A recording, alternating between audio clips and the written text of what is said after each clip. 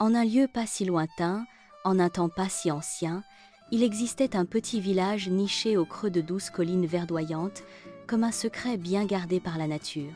Dans ce village, vivait un homme que vous connaissez tous, un homme nommé Gaspard.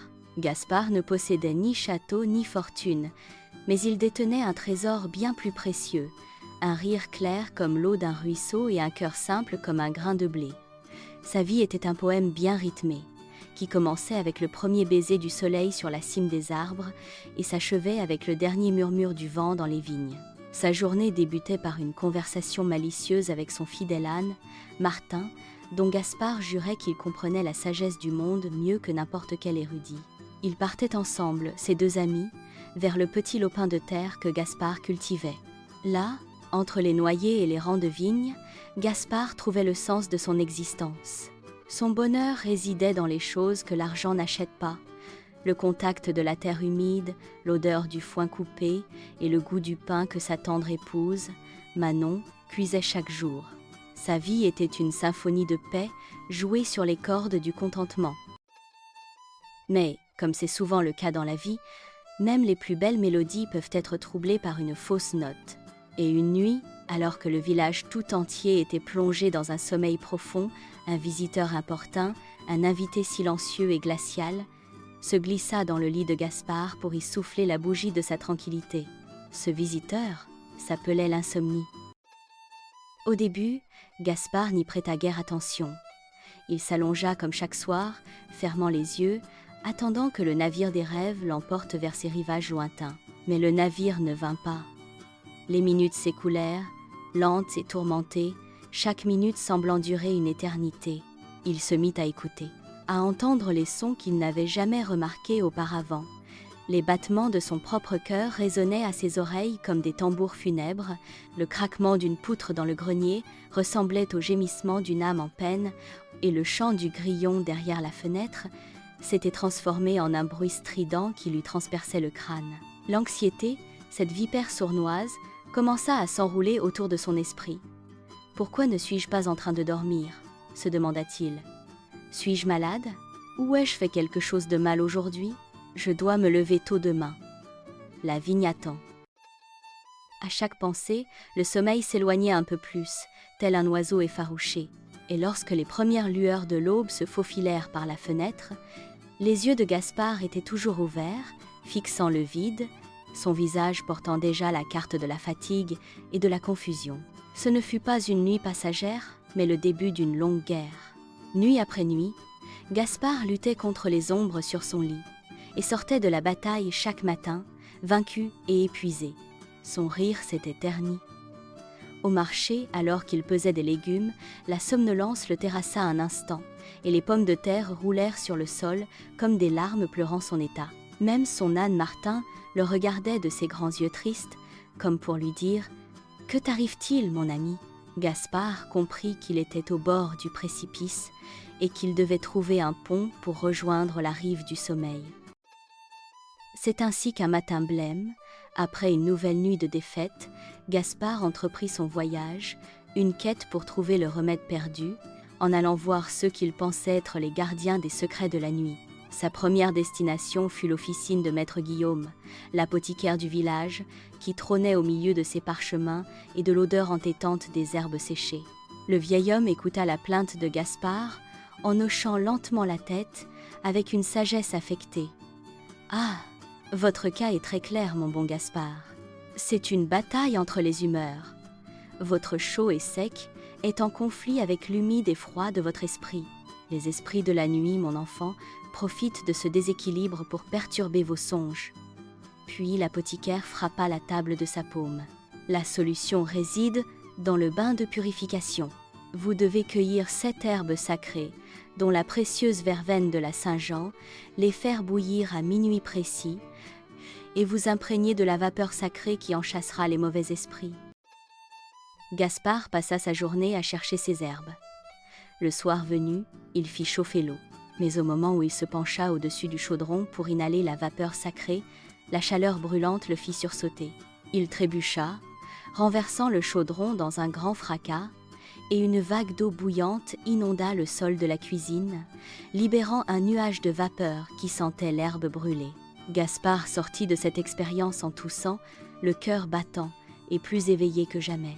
Découragé, il se traîna jusqu'à la maison de son ami Antoine, où la femme de celui-ci, Juliette, l'accueillit avec une énergie débordante. « Quelle pitié, Gaspard !» s'exclama-t-elle. « N'écoutez pas ces sornettes. Le vrai remède est ici, dans ma cuisine. » Elle revint avec un grand bol fumant. « Voici notre recette de famille secrète. Du lait de chèvre tiède avec 3 cuillères de miel de notre propre rucher. Buvez tout cela d'un trait, et vous serez au pays des rêves avant même d'avoir fini. » Pour ne pas la vexer, Gaspard avala le liquide épais et sucré. Le résultat fut une nuit passée à se tordre de douleur à l'estomac, se demandant de quel pays des rêves Juliette pouvait bien parler. Et puis, une nuit de pleine lune, après l'échec de tous les remèdes, Gaspard se tint au milieu de sa chambre, saisi d'une rage soudaine. Il cria aux ténèbres. « Assez, j'en ai assez d'attendre. Si cette chose qu'on appelle le sommeil est un lâche qui se cache dans la nuit, alors par tous les diables, je vais sortir et le chasser moi-même. » Il s'élança dans les ruelles endormies du village. Il aperçut un chat noir, agile et furtif, qui bondissait de toit en toit. Dans son désespoir, il s'imagina que c'était le sommeil lui-même, incarné en une créature nocturne et insaisissable. Alors commença la poursuite la plus folle de l'histoire du village. Gaspard, avec ses vêtements de nuit flottants, courait, trébuchait, sautait, essayant de rattraper le tchad qui semblait jouer avec lui. Le tchat le mena sur le toit du boulanger, où Gaspard glissa sur un sac de farine, se transformant en un bonhomme de neige en pleine nuit d'été. Puis il le fit passer à travers une corde à linge, et Gaspard se retrouva emmêlé dans un drap blanc, devenant un fantôme flottant qui provoqua une quinte de toux terrifiée à sa vieille voisine qui l'observait depuis sa fenêtre. La poursuite prit fin lorsque le tchat disparut. Gaspard s'effondra sur la berge de la rivière, épuisé, vaincu et couvert de farine. C'est là, dans le silence de l'aube naissante, qu'il trouva un vieux pêcheur, le père Silas, qui lançait sa ligne avec une patience infinie. Le pêcheur regarda la silhouette pitoyable de Gaspard et dit sagement : « La prise que l'on poursuit avec fureur, mon garçon, est celle qui nous échappe toujours. » Gaspard lui raconta son histoire. Le vieil homme sourit et dit : « Le sommeil, Gaspard, est comme ce grand poisson d'argent qui vit au fond de cette rivière.